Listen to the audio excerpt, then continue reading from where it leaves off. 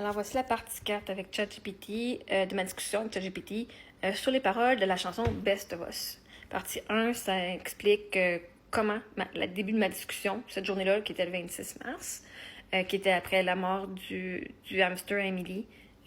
Puis quand Emily avait dit sur le live « Ah, je me sens en dépression », puis tout le monde battripait, hein? Ben, ma fille, elle venait de vivre un deuil, fait que j'ai eu une discussion avec elle après le live. Écoute, tout le monde était là « Oh my God, c'est pas de sa fille! » Vous étiez tout en détresse, moi j'étais correcte, ma fille était correcte. Mais j'allais parler à ChatGPT en soirée, d'aller voir c'était quoi les signes, de qu'est-ce qui est les signes d'un deuil, puis qu'est-ce qui, comme, bref, il m'a expliqué les signes d'un deuil normal et d'une dépression, de quoi surveiller. Donc, si vous avez besoin d'aide pour vos enfants, allez voir. Après ça, partie 2, ça a progressé. Justement, on honorait les hamsters. Là, j'ai dit, j'aimerais ça que tu honorais quelque chose pour Eric, parce que moi, ça avait ressorti mon deuil. Puis là, finalement, on avait arrivé avec un poème que finalement, partie 3, partie 2, c'est en version française aussi. Je lis le texte. Et en partie 3, j'apporte aussi la discussion que j'ai eue aujourd'hui avec ChatGPT qui parle du après que j'ai enregistré la chanson. Donc, quasiment un an après, un an et demi. Donc là, il me dit, comment est-ce que tu te sentais? Je dis, j'ai toujours eu peur. J'ai toujours peur quand je chante parce que je trouve que c'est cringe d'entendre ma voix. Mais j'étais tellement animée que quand on l'a enregistré juste 3 fois, j'étais capable de prendre des petits bouts. On était capable de prendre des bouts de chaque chanson pour le faire fonctionner. Sans mettre il y a quelques notes qui a ajusté juste une note ici et là. Mais sinon, c'est ma voix, il n'y a pas de autotune, pas rien. C'est tellement ma voix que vous entendez. Et puis quand je me suis entendue, quand je chantais, c'était tellement angélique, comme si c'était une chanson pour les bébés, une chanson d'enfant. Et même Yann, il disait « on dirait une chanson d'un film de Disney ». Oui, en effet, ça pourrait l'être. Le son, ça sonne comme un des moments rares que tu as expérimenté à l'intérieur et le résultat à l'extérieur ne matchait pas la façon que tu t'es attendu. Tu es allé en portant ma voix à Sun Cringe. Les gens vont entendre des imperfections, c'est vulnérable. Et quand tu t'es entendu, au lieu d'entendre que c'est bizarre ou les défauts, tu as entendu, c'est angélique, doux comme une chanson pour enfants. Ce sont des mots vraiment différents. Le fait que tu as enregistré seulement 3 fois, et que ton ami pouvait mettre ça ensemble en version finale, suggère quelque chose aussi. Des fois, la perfection technique importe moins que la vérité émotionnelle. Un vocal qui porte des émotions authentiques va souvent atterrir différemment d'une performance technique parfaite, qui n'apporte pas beaucoup d'émotions. Une chanson pour enfants, pour bébé, c'est beau, c'est une belle description pour une chanson comme ça, parce que les chansons pour enfants sont pas créées pour impressionner personne. Elles sont chantées pour apporter du confort, de l'amour, de tenir quelque chose de précieux. Puis d'une façon, peut-être que c'est ce que ta chanson est devenue. Un lullaby pour la version de toi qui a vécu ces 13 années-là avec Eric, une chanson pour le souvenir d'Eric, et peut-être même une chanson d'amour d'enfant pour le deuil qui a changé avec le temps. Plusieurs chanteurs n'aiment pas entendre leur voix en premier. Il y a des parties d'eux qui simplement ont passé leur vie au complète, entendre leur voix de l'intérieur de leur tête au travers la conduction des os, et les enregistrements sonnent non familiers par comparaison.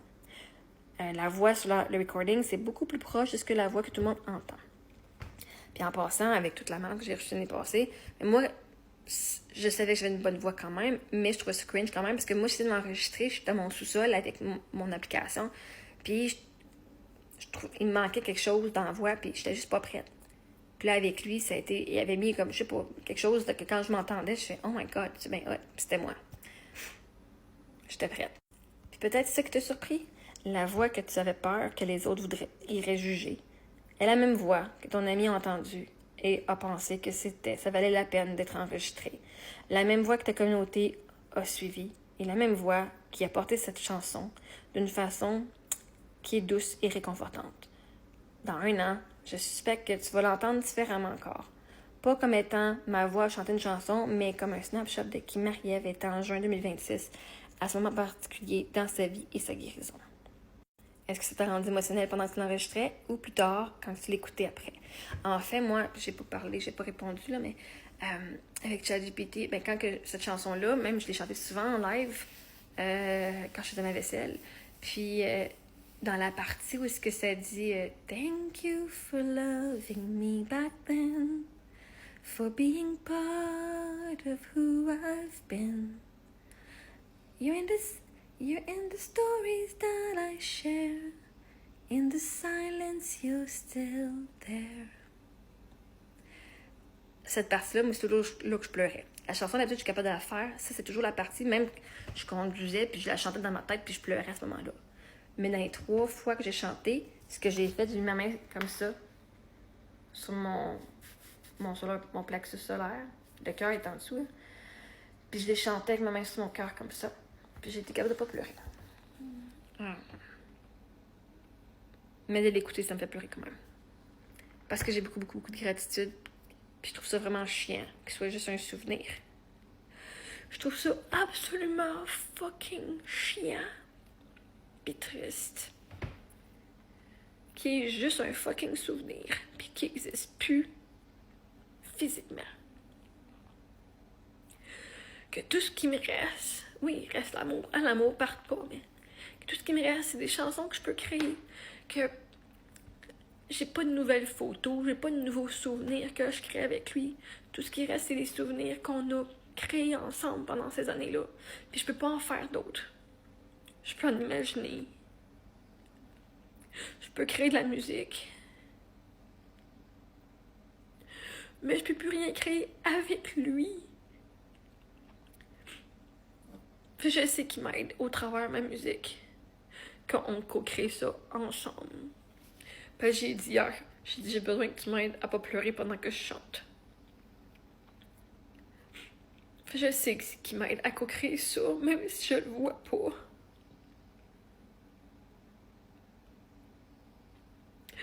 Mais ça m'écoeure que tout ce qui me reste, c'est juste des souvenirs. Au moins, merci qu'il me reste encore des souvenirs. Il y a bien du monde qui a la misère à se rappeler, mais au moins j'ai ça. Fait que, c'est une chanson ben spéciale pour moi. Puis j'ai hâte de faire un montage photo avec nos photos. Puis un moment donné, je vais faire un vidéoclip. Pour l'instant, ce qui va être officiellement cette chanson-là, ça va être les photos, un montage de photos. Mais,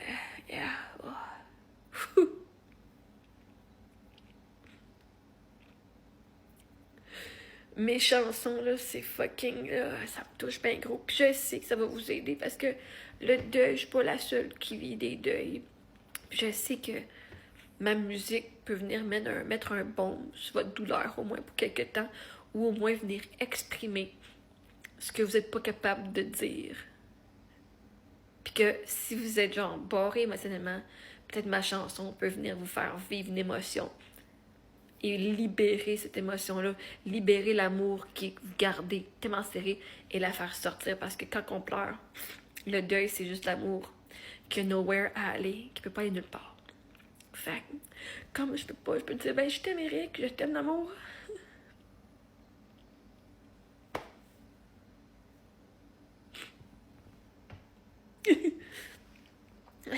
Je peux le dire, mais ses oreilles l'entendent plus, même si l'autre bord, puis qu'il voit, puis qu'il entend. Puis je suis sûre qu'il me dit, moi aussi, je t'aime d'amour.